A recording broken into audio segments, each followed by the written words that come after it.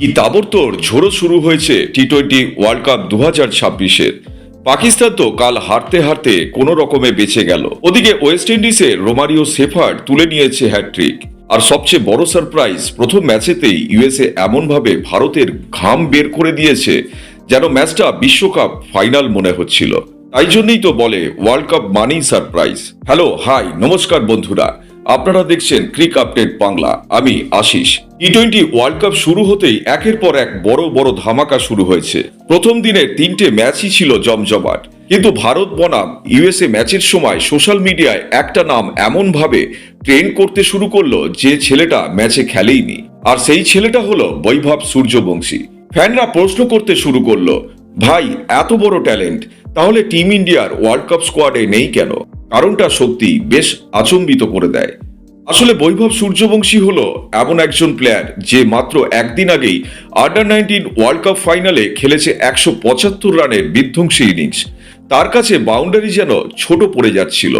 এখন ভাবুন বন্ধুরা, একদিকে সিনিয়র টিম ইউএসএর সামনে স্ট্রাগল করছে, আর অন্যদিকে 14 বছরের একটা ছেলে বোলারদের একাই ধ্বংস করে দিচ্ছে। তাই মানুষ বলতে শুরু করেছে, ট্যালেন্ট থাকলে বয়স দেখার দরকারটাই বাকি।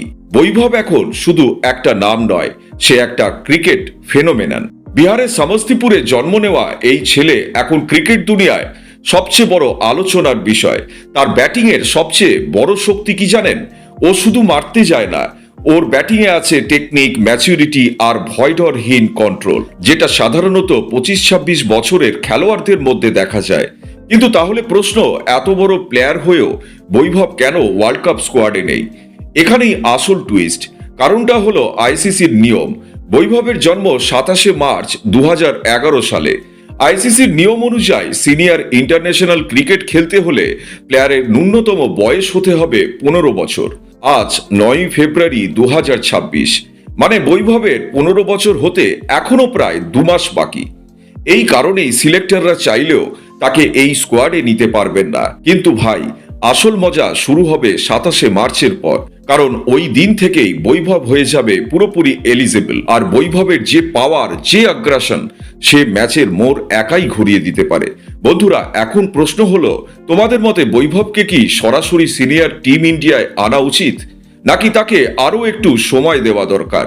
কমেন্ট করে অবশ্যই তোমাদের মতামত জানিও। আর ভিডিওটা ভালো লাগলে চ্যানেলটা সাবস্ক্রাইব করতে ভুলো না। আবার দেখা হবে আগামীকাল একটা নতুন ভিডিও নিয়ে। জয় হিন্দ।